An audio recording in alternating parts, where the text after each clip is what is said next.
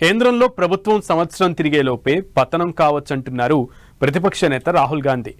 BJP ఆధ్వర్యంలో నడుస్తున్నది సంకీర్ణ ప్రభుత్వమే అయినా మిత్రపక్షాలతో ఇబ్బందులేం లేవు. పైగా అలయన్స్ పార్టీలకు బీజేపీనే ఎక్కువ గౌరవం ఇస్తుందంటూ ఆ పార్టీలే చెప్పుకుంటాయి. మరి రాహుల్ గాంధీ ఏ లాజిక్తో ఈ మాట అంటున్నారు? ఏదో మాట వరుసకే అన్నారా, లేక కాక్రోచ్ జనతా పార్టీ అనే యూత్ మూవ్మెంట్ నిజంగానే కేంద్రానికి వ్యతిరేకంగా పెద్ద ఉద్యమం తీసుకువస్తుందనే అంచనాతో ఉన్నారా? Take a look.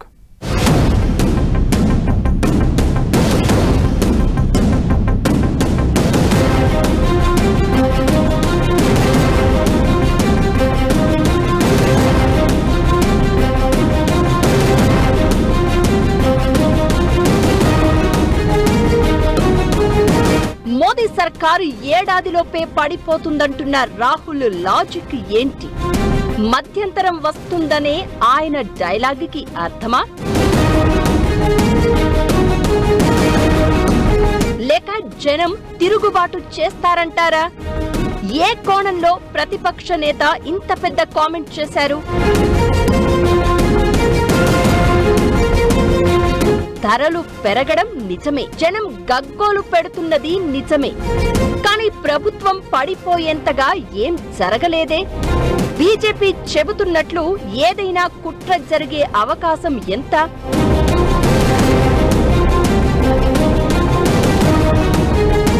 జూన్ 12కి కేంద్రంలో ఎన్డీఏ ప్రభుత్వం ఏర్పడి 2 ఏళ్లు పూర్తవుతుంది. మిగిలిన మిత్రపక్షాలతో బీజేపీకి ఇప్పుడు సఖ్యత బేషుగ్గానే ఉంది. అయినా కూడా ప్రతిపక్ష నేత రాహుల్ గాంధీ మోదీ ప్రభుత్వం ఇంకో ఏడాది కంటే ఎక్కువ రోజులు ఉండదు అని ప్రకటించారు. ఢిల్లీలో పార్టీ మైనారిటీ విభాగానికి చెందిన ఓ సమావేశంలో ఇలా రాహుల్ అన్నారు.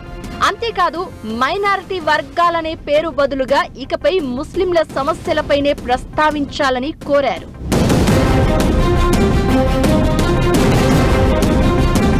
రాహుల్ గాంధీ ఈ ప్రకటన చేయగానే బీజేపీ రంగంలోకి దిగింది.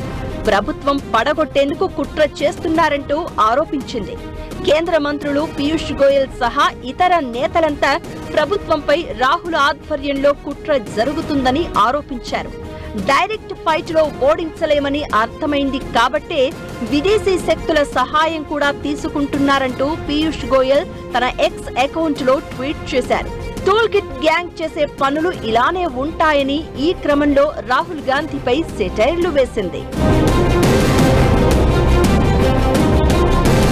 అయితే రాహుల్ గాంధీ ఇవి యథాలాపంగా అన్నారా, లేక ఇండియా బ్లాక్ కూటమి ఇందుకోసం సీరియస్ గా ఏదైనా వర్కౌట్ చేస్తుందా అన్నది కూడా చూడాలి. ప్రతిపక్ష నేతగా ప్రత్యర్థి పార్టీలపై విమర్శలు, ఆరోపణలు మామూలే. కానీ ఇలా సంకీర్ణ ప్రభుత్వం ఏడాదిలోపు పడిపోతుందని చెప్పడం వెనుక ఇంకేదైనా అంతరార్థం ఉందా?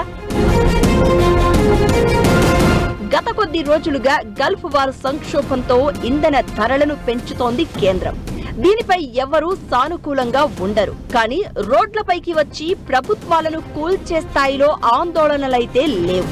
ఈ మధ్యనే జరిగిన నీట్ పరీక్ష లీక్ కావడంపై మాత్రం దేశవ్యాప్తంగా విద్యార్థి లోకం రగిలిపోతోంది.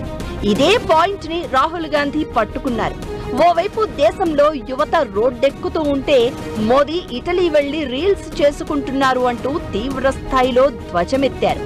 అలానే ఆర్థిక సంక్షోభాలకు కూడా అస్తవ్యస్త విధానాలే కారణమనేది ప్రతిపక్ష నేత పాయింట్. ఫేర్గా చూడాలంటే 2024 ఎలక్షన్ తర్వాత బీజేపీ ఆ రిజల్ట్ సరిగ్గా రాలేదు. కానీ దాని తర్వాత ముఖ్యమైన రాష్ట్రాలు మహారాష్ట్ర, హర్యానా, బెంగాల్, అస్సాం ఈ అన్ని రాష్ట్రాలు బీజేపీ గెలిచింది. అందువల్ల ఎవరైనా చూస్తే ఇంకా బలానికి మోడీ ప్రభుత్వం వెళ్తుంది, కానీ వీక్ అయిపోతుందని ఎవరు అనుకోరు. తర్వాత దేశంలో వచ్చేది ఏంటంటే, ఒకవేళ మోడీ గవర్నమెంట్ మీద అసంతృప్తి వచ్చేసి వదిలేస్తే ఎలాంటి శక్తి గవర్నమెంట్ ఫామ్ చేస్తుంది, ఆ వ్యక్తి ఆ శక్తి మీద నమ్మకం ఉన్నదా అంటే అది ఎవరికేం కనపట్లేదు. ఆపోజిషన్ నాయకులు ఎవరైనా పెరిగారా ఆ స్థాయికి? ప్రజలు కాన్ఫిడెన్స్ తెచ్చుకుంటున్నారా? మధ్యతరగతి వాళ్ళు నమ్ముతారా అంటే అది కనపట్లేదు. అందువల్ల ప్రస్తుతం ఏ ఛాలెంజ్ ఉండదు. ఫ్యూచర్ చెప్పలేం, ఉత్తరప్రదేశ్ దాని తర్వాత ఏమేమవుతాయి. కానీ ప్రస్తుతం ఛాలెంజ్ మాత్రం నరేంద్ర మోడీ ప్రభుత్వానికి రేషనల్గా ఏమీ కనపడలేదు. అయితే బీజేపీ మాత్రం రాహుల్ గాంధీ కామెంట్లను మరో కోణంలో చూస్తోంది. ముస్లిం ఓట్ బ్యాంకును కాపాడుకునేందుకే ప్రస్తుతం కాంగ్రెస్ ప్రయత్నిస్తోంది అంటున్నారు. అందుకే ఇకపై మైనారిటీ వర్గాల రక్షణ బదులుగా డైరెక్ట్ గా ముస్లింల సమస్యలనే ప్రస్తావించాలని చెప్పారు అంటున్నారు. కేరళంలో ఇండియన్ యూనియన్ ముస్లిం లీగ్ మద్దతుతో యూడీఎఫ్ అధికార పీఠం చేపట్టింది. అసోం ఎన్నికల్లో కాంగ్రెస్ గెలిచిన 19 మంది ఎమ్మెల్యేలలో 18 మంది ముస్లింలే. వచ్చే ఏడాది యూపీ, గుజరాత్, పంజాబ్తో పాటు ఉత్తరాఖండ్, గోవా, మణిపూర్, హిమాచల్ ప్రదేశ్ అసెంబ్లీలకు ఎన్నికలు జరగనున్నాయి. ఈ నేపథ్యంలో ముస్లింలు, ఎస్సీలకు దగ్గరయ్యేందుకే ఈ కొత్త స్లోగన్ అందుకున్నట్లు చెప్తున్నారు. అయితే ఈ క్రమంలో ఏకంగా కేంద్ర ప్రభుత్వమే ఏడాదిలోపు పడిపోతుందని చెప్పడమే సంచలనం కలిగిస్తోంది. కేవలం కేరళలో గెలిచిన ఉత్సాహం, తమిళనాడులో ప్రభుత్వంలో చేరిన ప్రోత్సాహమే రాహుల్ గాంధీ నోటి వెంట ఇలాంటి మాటలు పలికేలా చేసిందా? ఇంకేదైనా రీజన్ ఉందా అంటే అవునని మాత్రం సమాధానం ఖచ్చితంగా రాదు. ఎందుకంటే ఆపై ఎన్నికలలోనూ తామే గెలుస్తామని బీజేపీ ఘంటాపథంగా చెప్తుంటే చిన్నపాటి విజయాలతోనే కేంద్రం పడిపోతుందని చెప్పడం రాహుల్ అవివేకానికి నిదర్శనమని కేంద్ర పెద్దలు ఫైర్ అవుతున్నారు. రాజకీయాల్లో ఏదైనా సాధ్యమే అన్నది నిజమే, కానీ ముందసలు ఇండియా బ్లాక్ పార్టీలు కలిసికట్టుగా ఒక్కసారైనా భేటీ అయితే కదా సర్కారు పడిపోవడం గురించి మాట్లాడాల్సింది. అయితే ఈ మధ్యనే వచ్చిన అసెంబ్లీ ఎన్నికల ఫలితాల తర్వాత పార్టీల పునరీకరణ జరుగుతుందన్నది మాత్రం నిజం.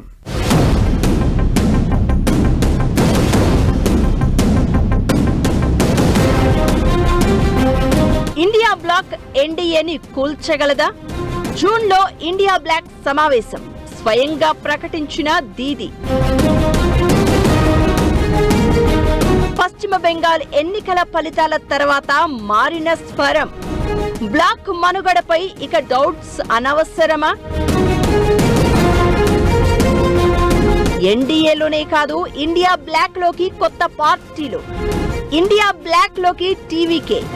బైపోల్స్ తో తమిళనాడులోనూ సెన్సేషన్ తప్పదా? రీసెంట్ గా వచ్చిన అసెంబ్లీ ఎన్నికల ఫలితాలు కాంగ్రెస్ లో కొత్త ఉత్సాహం ఇచ్చినట్లే కనిపిస్తోంది. నిజానికి 5 రాష్ట్రాల ఎన్నికలలో కేరళలో మాత్రమే గెలిచిన 59 ఏళ్ల తర్వాత తమిళనాడు ప్రభుత్వంలో భాగం కావడం అక్కడి పార్టీ క్యాడర్లో జోష్ పెంచుతోంది. అలానే పశ్చిమ బెంగాల్లో మమతా బెనర్జీ ఓటమి తర్వాత ఆమె ఇండియా బ్లాక్ లోనే కొనసాగుతారు అని తేలిపోయింది. జూన్ మొదటి వారంలోనే తమ కూటమి భేటీ ఉంటుందని స్వయంగా ఆమె చెప్పడం ఇందుకు నిదర్శనం. అసెంబ్లీ ఎలక్షన్స్ కి ముందు ఆమె రాహుల్ గాంధీని డోంట్ కేర్ అన్నట్లుగా తీసి పారేసేవారు. ఇప్పుడు మాత్రం కాంగ్రెస్ సారథ్యాన్ని అంగీకరించేలానే కనిపిస్తోంది. అలానే ఢిల్లీ మాజీ ముఖ్యమంత్రి అరవింద్ కేజ్రీవాల్ కూడా కేంద్రంపై విమర్శలు పెంచుతున్నారు. కేంద్రం ప్రజలపై ధరల భారాన్ని స్లో పాయిజన్ లా ప్రయోగిస్తోంది అంటూ ఆరోపిస్తున్నారాయన. వీళ్లంతా కూడా రాబోయే ఎన్నికలను దృష్టిలో పెట్టుకునే ఇలా కలిసిపోబోతున్నారు అనేది స్పష్టంగా కనిపిస్తోంది. అరవింద్ కేజ్రీవాల్ తన విమర్శలను గుప్పించిన తీరే ఇందుకు నిదర్శనం.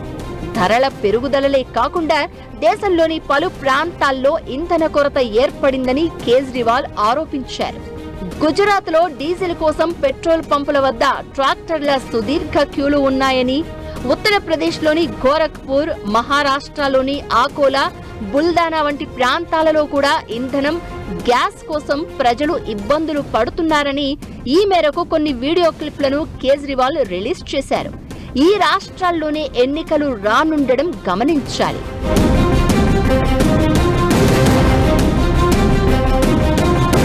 ఇక తమిళనాడు ఎన్నికల ఫలితం కూడా కేంద్ర స్థాయిలో ప్రకంపనలు కలిగిస్తోంది. అన్నా డీఎంకే చీలిపోగా డీఎంకే ఎన్డీఏలో చేరే అవకాశాలు లేకపోలేదు. ఈ నేపథ్యంలోనే టీవీకేకి మద్దతిచ్చిన అన్నా డీఎంకే ఎమ్మెల్యేలు రాజీనామాలు చేయగా స్పీకర్ ఆమోదించారు. తన మద్దతుకు అవసరమైన ఎమ్మెల్యేలను ఉప ఎన్నికలలో గెలిపించుకోవడమే తమిళనాడు సీఎం విజయ్ వ్యూహంగా తెలుస్తోంది. దీంతో ఇక్కడ కూడా టీవీకే కాంగ్రెస్ కూటమిలో చేరినట్లే భావించారు. ఒకవేళ డీఎంకే ఇండియా బ్లాక్ లో లేకపోయినా ఆ లోటును టీవీకేతో పూడ్చుకోవాలి అనేది కాంగ్రెస్ వ్యూహంగా తెలుస్తోంది.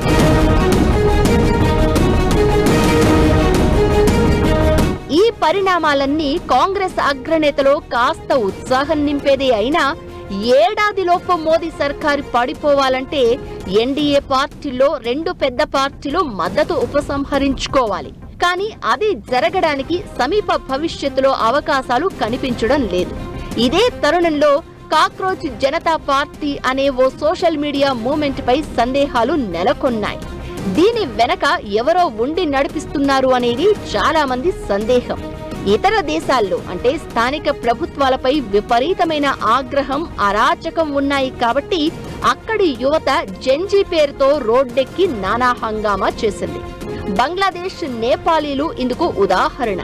ఇక్కడ మన దేశంలో ఆ తరహా దృశ్యాలను ఊహించలేం. రాహుల్ గాంధీ చెప్తోన్న ఆర్థిక అసమానత నిజమే అయినా కూడా ప్రభుత్వాలపై ఆగ్రహంతో వాటిని దించే స్థాయిలో మన యువతలో ఆవేశం, పటుత్వం లేదు. ఎప్పుడూ అలా జరిగిన దాఖలాలు కూడా లేవు. ఈ కోణంలోనే రాహుల్ గాంధీ చేసిన వ్యాఖ్యలను బెంగాల్ మాజీ సీఎం దీదీ ఇండియా బ్లాక్ కూటమి సమావేశాన్ని కలిపి చూసినా రాజకీయ పునరేకీకరణే తప్ప మరొకటి కనిపించడం లేదు. అయితే రాజకీయాలలో కూడా ఎప్పుడేం జరుగుతుందో గ్యారంటీ బాండ్లా చెప్పలేం కాబట్టి ముందంటూ ఇండియా బ్లాక్ సమావేశం తర్వాతే ఈ అంశాలపై మరింత స్పష్టత రానుంది.